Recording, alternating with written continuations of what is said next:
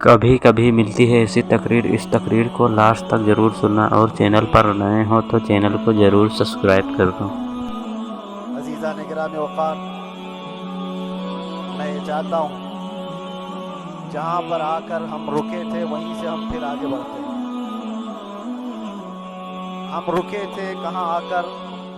کچھ دیر کی خاموشی،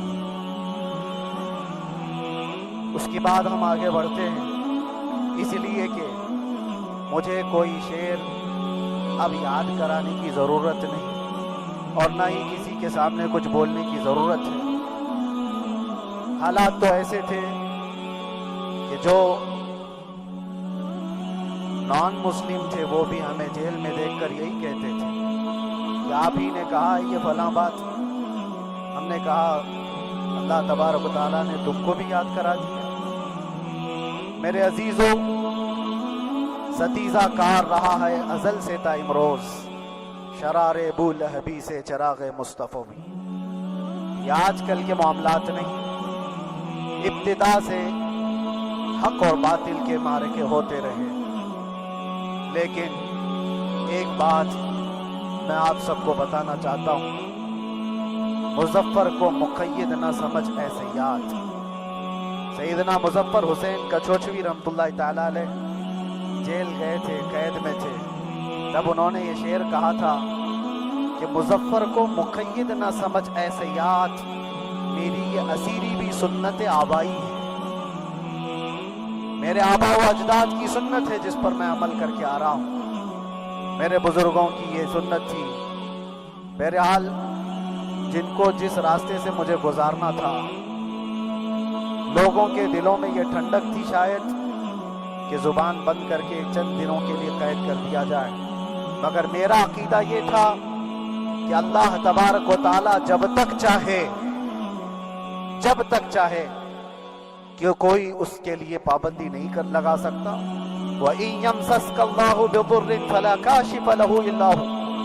رب تعالیٰ فرماتا ہے اگر اللہ تعالیٰ تمہیں کوئی مصیبت دے تو اس کے علاوہ کوئی ٹال نہیں سکتا۔ وَإِن يَمْسَسْكَ اللَّهُ بِخَيْرٍ فَلَا رَادَّ لِفَضْلِهِ، اور اللہ کسی کو بھلائی دے دے تو پھر اس کو روک بھی کوئی نہیں سکتا۔ مولا تبارک و تعالیٰ اگر کسی کو کوئی مقام عطا کر دے تو ہزاروں کیڑوں کے پھڑ پھڑانے سے وہ مقام ختم بھی نہیں ہو سکتا۔ اللہ تبارک و تعالیٰ جس کو بڑھانا چاہے اس کے لیے کوئی راستہ رکاوٹ نہیں بن سکتا۔ اس لیے کہ ہم نے تاریخ میں دیکھا ہے پیبند لگے کپڑے پہننے والے، پیروں میں چپل نہیں تھے، جن کے ناخن تک اکھڑ جاتے تھے، لیکن وہ جب چلتے تھے قیصر و کسریٰ بھی کانپتے تھے۔ جن کا ہی یہ نعرہ تھا ٹل نہ سکتے تھے جنگ میں اگر ہار جاتے تھے، پاؤں شیروں کے بھی میدان سے اکھڑ جاتے تھے، حق سے سرکش ہوا کوئی تو بگڑ جاتے تھے، ارے تیغ کیا چیز ہے ہم توپ سے بھی لڑ جاتے تھے۔ یہ وہ صحابہ کرام اور اسلاف کرام، ان کا یہ معمول تھا۔ بظاہر ان کے پاس کوئی اسباب نہیں تھے لیکن اللہ کی مدد تھی، وہ پانی کی طرح بہتے ہوئے چلے گئے، نہ چٹانوں نے ان کا راستہ روکا، نہ دریاؤں نے ان کا راستہ روکا، وہ جس طرف سے جاتے تھے اللہ تعالیٰ ان کے لیے راستے بناتا تھا۔ عزیزان گرامی وقار، کون ہے وہ جو دریائے دجلہ میں اپنے گھوڑے دوڑائے تھے؟ کون ہے وہ جو دریا میں اپنی کشتیاں ڈال کر جلا دیا تھا کہ واپس جانے کا کوئی تصور نہ ہو؟ یہ سب میرے مصطفیٰ کریم کے دیوانوں کی ہی بات تھی۔ اسی لیے آج بھی دنیا گھبراتی ہے تو شانے لوگوں سے نہیں، دیوانوں سے ہی گھبراتی ہے۔ بہت زیادہ چالاک رہنے والوں سے نہیں، دیوانوں سے دنیا گھبراتی ہے، اس لیے کہ دنیا کو پتا ہے، دنیا جانتی ہے کہ دیوانہ کہاں دیکھتا ہے کسی کو پتا نہیں۔ اور یہ اس دیوانے کی بات کر رہا ہوں جس کے لیے اللہ کے حبیب صلی اللہ تعالیٰ علیہ وسلم کی عزت و وقار سب سے اول ہے۔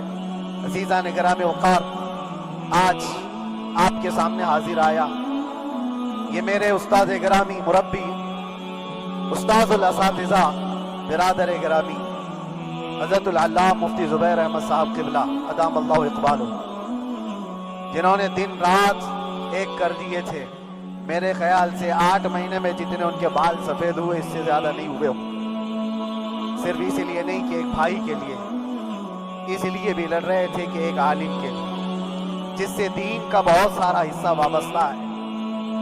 ان کی محنتیں رائگاں نہ گئی. بہت سارے میرے احباب و اقربا خاص طور پر مدن پورہ اور بکرولی سے جنہوں نے اپنے گھر بار چھوڑ کر میرے لیے دوڑتے بھاگتے رہے. اللہ رب العزت اس بات کا شاہد ہے، ایک ایک دن اندر میں نے سب کے لیے دعائیں کی ہیں، اور ایسا نہیں کہ کوئی دن بھولا جاتا. اور باہر کی ہمیشہ یہ خبریں آتی رہتی کہ حالات کیسے کے کیسے ہوتے جا رہے ہیں. کبھی اگر گھبراہٹ اور بے چینی ہوتی تو میرے عزیزوں صرف ایک ہی بات ہمارے پاس تھی علاج کے لیے. ایک ہی علاج تھا.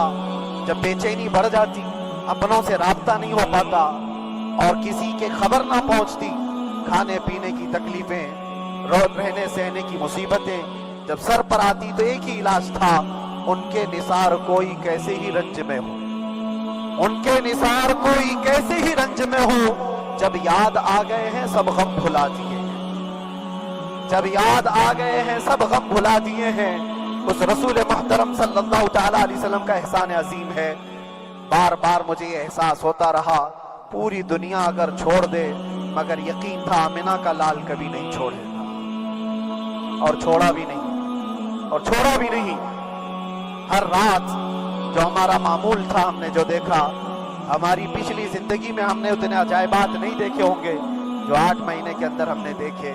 نبی پاک صلی اللہ تعالی علیہ وسلم کے انعامات و اکرامات، رب تبارک و تعالیٰ کی مدد سے دل مضبوط ہوتا ہے.